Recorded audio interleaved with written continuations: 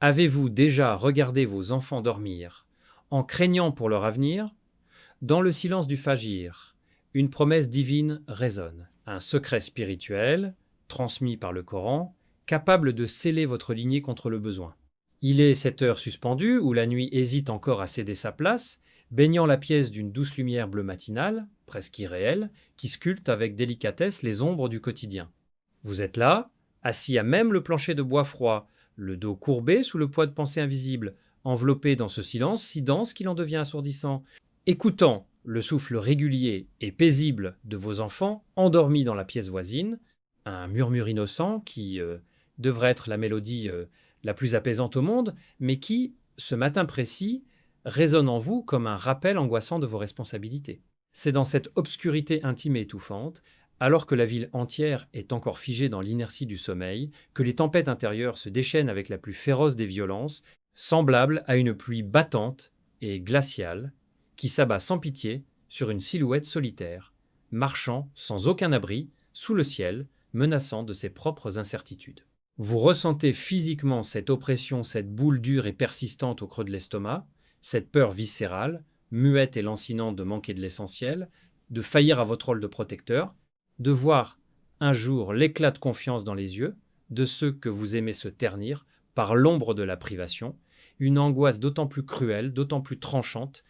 qu'elle se vit dans la solitude absolue et poignante de l'aube. Cette histoire de lutte sourde, de nuits systématiquement écourtées par d'interminables calculs mentaux et de jours usés jusqu'à la corde par une course effrénée pour la survie, c'est pas seulement la vôtre, c'est profondément la nôtre, c'est le grand drame silencieux de notre époque moderne qui a réussi l'effroyable tour de force de nous convaincre que notre sécurité, notre valeur et notre avenir résidaient exclusivement dans la force désespérée de nos bras et l'accumulation précaire de nos biens. Nous nous épuisons, littéralement, nous consumons la lumière de nos âmes à poursuivre inlassablement un mirage matériel qui recule à mesure que nous avançons, construisant à main nue des châteaux de sable que la moindre vague d'imprévu, la moindre crise, menace d'engloutir instantanément, et nous oublions dans cet aveuglement collectif le maître absolu des cieux et de la terre, celui dont le regard infiniment bienveillant n'a jamais délaissé une seule de ses créatures, même la plus infime. C'est exactement à cet instant de vulnérabilité extrême, lorsque la posture de l'homme semble vaincue et que l'esprit s'égare dans le labyrinthe de ses peurs, que la pure sagesse prophétique devrait fendre cette obscurité étouffante, agissant avec la douceur d'une main réconfortante inattendue qui viendrait se poser délicatement sur une épaule frissonnante. Remémorez-vous avec une attention renouvelée cette vérité éblouissante enseignée par le bien-aimé prophète Muhammad, Samlan, rapportée avec une clarté limpide par At-Tirmidhi lorsqu'il prononça ces paroles capables de réveiller les cœurs morts. Si vous placiez votre confiance en Allah comme il se doit, il vous accorderait votre subsistance comme il l'accorde à l'oiseau qui part le matin le ventre creux et revient le soir le ventre plein. Ces mots majestueux ne sont pas de simples fables consolatrices appartenant au passé, ils constituent un électrochoc spirituel d'une puissance inouïe, une invitation pressante à lever les yeux vers le ciel, à observer attentivement la mécanique divine à travers l'oiseau le plus fragile, celui qui quitte la sécurité de son nid pour s'enfoncer dans l'immensité de la brume sans posséder ni réserve, ni compte bancaire, ni la plus petite garantie contractuelle pour sa journée, armé de la seule certitude inébranlable en la grâce pourvoyeuse de son Créateur. Pourquoi, dès lors, alors que nous sommes dotés d'intelligence et de révélation,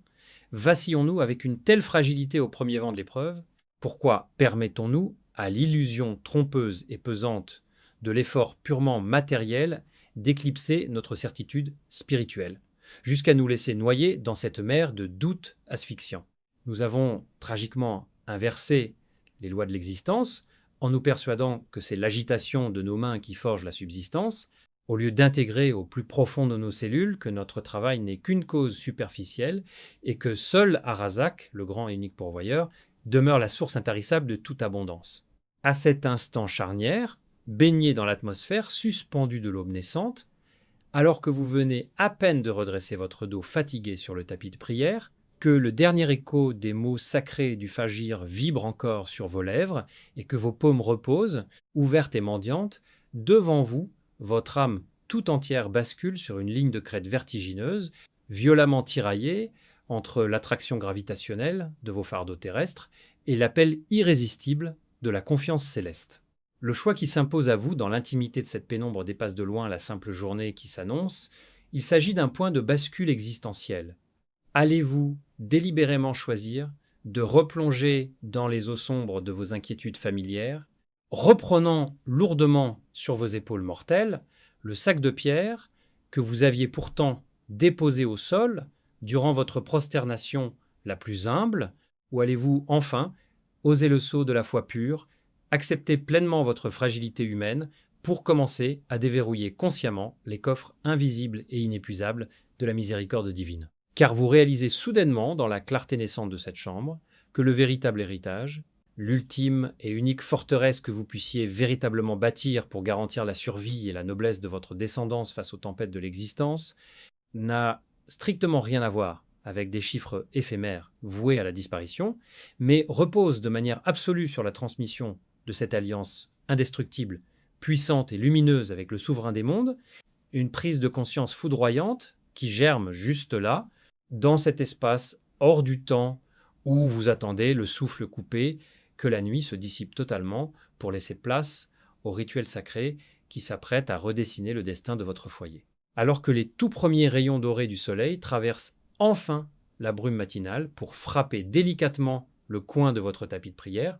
une clarté nouvelle, presque physique, vient balayer les ténèbres d'insomnie et d'anxiété qui ankylosaient votre esprit quelques instants plus tôt, métamorphosant la pièce en un sanctuaire baigné d'une chaleur rassurante. C'est à cet instant précis où la pénombre s'efface que la vérité divine vient supplanter l'illusion asphyxiante de vos craintes terrestres. Allah, dans sa majesté infinie et sa douceur insondable, n'a jamais exigé de vous que vous portiez le poids vertigineux des décennies à venir, ou la subsistance future de votre lignée sur vos frêles épaules d'argile. Il ne vous demande pas de résoudre l'incalculable équation du lendemain avec vos seules ressources intellectuelles fatiguées, mais simplement d'ouvrir la porte scellée de l'abondance véritable en devenant le réceptacle conscient de sa propre parole. Au cœur même de ce moment suspendu se dresse un monument de consolation absolue, un joyau inestimable niché au plus profond du texte sacré, un verset dont la densité spirituelle est si monumentale que si les montagnes immenses, dures et immobiles, en percevaient la véritable essence, elles s'ébranleraient instantanément pour s'effondrer dans une profonde prosternation d'humilité et d'émerveillement face à la grandeur du Créateur. C'est dans l'écrin de la sourate At-Talaq que le souverain des mondes a gravé cette promesse inébranlable, éternelle et affranchie des lois du temps. Et quiconque craint Allah, il lui donnera une issue favorable et lui accordera ses dons par des moyens sur lesquels il ne comptait pas. Coran 65 contre 2 à 3. Prenez un instant le temps de fermer les yeux pour laisser la résonance sacrée de ces mots imprégner jusqu'à la moindre cellule de votre être et ressentez cette secousse intérieure, ce frisson sacré qui parcourt votre échine face à la profondeur vertigineuse de cette déclaration, par des moyens sur lesquels il ne comptait pas. Méditez sur la beauté subversive de cette formule divinement orchestrée, car cette conscience d'Allah, cette présence aimante et vigilante qui refuse de placer son espoir ultime en dehors du ciel, marque la frontière exacte où s'effondre l'arrogance tragique de nos calculs humains, étriqués, de nos budgets angoissants, de nos tableaux de bord restrictifs et de notre fâcheuse tendance à mesurer l'avenir à l'aune de nos faibles forces actuelles. La logique humaine est une cage étroite où chaque impayé devient une sentence et chaque obstacle une impasse, mais la promesse divine est un océan sans rivage où l'impossible s'évapore pour céder la place au déploiement majestueux du miracle. Lorsque vous saisissez cet outil céleste pour l'intégrer au cœur de votre routine matinale, en prenant la décision ferme et consciente de réciter ce verset avec un recueillement total, vibrant et médité exactement 11 fois de suite, immédiatement après le salut final de la prière du Fajr, vous ne réalisez pas un simple exercice vocal ni une répétition mécanique de syllabes anciennes. À chaque fois que votre langue façonne ces sonorités bénies, à chaque fois que votre souffle propulse cette vérité dans le silence pur de la pièce, votre rythme cardiaque s'apaise, la tension accumulée sur vos épaules se dissout et vous tissez activement, fil de lumière après fil de lumière, un bouclier impénétrable d'une clarté absolue autour des murs de votre maison et au-dessus du berceau de vos enfants. Visualisez chaque répétition,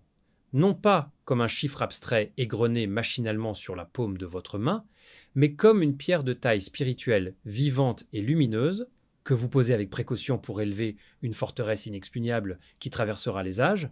préservant votre foyer des tempêtes, de la rareté, du besoin et du désespoir. Vous n'êtes plus alors un être effrayé qui mendie sa survie au monde matériel, mais le gardien spirituel de votre maison qui puise à la source même de toute richesse, garantissant ainsi, avec une certitude ancrée au plus profond de votre être, que même lorsque le temps aura passé, même lorsque vous aurez quitté cette demeure terrestre, la miséricorde divine et la grâce d'Ar-Razak continueront de pleuvoir sans interruption sur votre sang, enveloppant votre descendance d'une protection céleste permanente, transformant la panique de l'aube en une certitude lumineuse qui s'apprête à réorganiser invisiblement la matière même de votre quotidien. Regardez attentivement la métamorphose silencieuse mais radicale qui commence à s'opérer dans la trame même de votre existence lorsque la constance de cette pratique matinale vient imprégner vos jours. Au fil du temps, ce rituel presque imperceptible de l'aube modifie l'atmosphère invisible de votre foyer, purifiant l'air que vous respirez et dissolvant cette lourdeur permanente qui pesait autrefois sur le toit de votre maison comme un nuage d'orage menaçant. Observez comment les serrures d'acier de la vie, ces portes fermées à double tour, devant lesquelles vous vous épuisiez à frapper avec le poing sanglant du désespoir, se mettent soudainement à pivoter avec une douceur déconcertante, libérant des passages inattendus et des opportunités que vous n'auriez jamais eu l'audace de concevoir. Les dettes qui vous étouffaient la poitrine chaque nuit, vous empêchant de trouver un sommeil réparateur, commencent à s'alléger par des voies mystérieuses, tandis qu'une sérénité royale, profonde et inaltérable, vient supplanter définitivement cette panique viscérale qui accompagnait la fatidique approche des fins de mois. Vous réalisez, avec des larmes de soulagement au bord des yeux, que vous n'êtes plus cet homme ou cette femme isolé dans la nuit, luttant à bout de bras contre les marées contraires de l'existence, le maître souverain des mondes, celui qui orchestre le mouvement des galaxies et l'éclosion des fleurs, a pris en charge le détail de vos affaires avec une précision infiniment bienveillante. Mais pour que cette transformation cesse d'être une belle théorie spirituelle et devienne votre réalité vivante dès demain matin, vous devez transformer la manière dont vous quittez votre prière. Dès que vos lèvres auront prononcé le dernier salut de la prière du Fajr, résistez à cette impulsion quasi automatique de vous précipiter hors du tapis pour vous jeter à corps perdu dans le tourbillon frénétique des tâches quotidiennes. Restez assis, immobilisez votre corps et faites taire le bruit de votre esprit. Inhalez profondément l'air pur et frais de l'aube, laissez ce silence immaculé vous envelopper comme un manteau de paix et permettez à votre rythme cardiaque d'épouser le calme solennel du monde à cet instant précis. C'est là, ancré au sol, le cœur totalement éveillé, que vous devez prononcer ce verset béni de la sourate At-Talaq 11 fois consécutives, non pas comme une incantation superficielle émise du bout des lèvres, mais comme un cri d'amour et d'abandon, faisant vibrer chaque cellule de votre chair, chaque fibre de votre être. En égrenant ces mots sacrés, fermez les yeux et visualisez avec la clarté de la foi la subsistance divine, le risque, descendre des cieux sous la forme d'une pluie dorée, abondante, pure et infiniment bénie, venant inonder votre maison, purifier vos gains, guérir vos malades et sécuriser à jamais le chemin de vos enfants.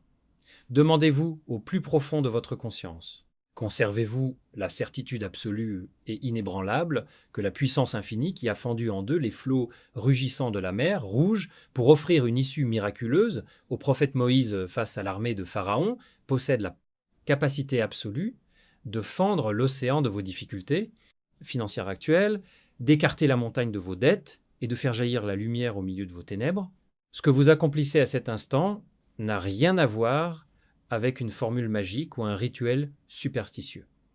Il s'agit de la manifestation la plus pure et la plus noble de l'alchimie de la foi, ce tawakkul authentique qui consiste à agir avec rigueur dans le monde tout en dépossédant son propre ego du poids du résultat pour le remettre avec une confiance totale entre les mains du Créateur. En déposant consciemment l'intégralité de vos fardeaux matériels, au pied du trône divin, au moment exact où la lumière du jour triomphe des ténèbres de la nuit, vous enseignez silencieusement à votre âme le secret ultime de l'abondance éternelle, cette vérité fondamentale,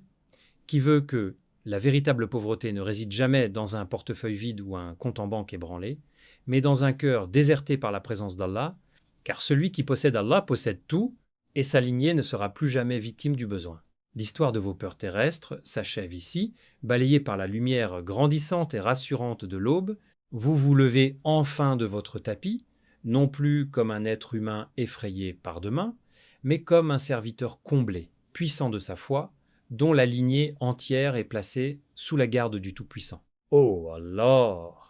Ar-Razak, le pourvoyeur, nous te confions nos vies, nos familles et nos descendances. Ouvre-nous les portes de ta subsistance par des voies que notre esprit n'aurait jamais pu imaginer. Épargne à notre lignée le besoin de quiconque d'autre que toi, protège-nous de la pauvreté et remplis à jamais nos cœurs de la richesse inestimable de ta proximité. Amin.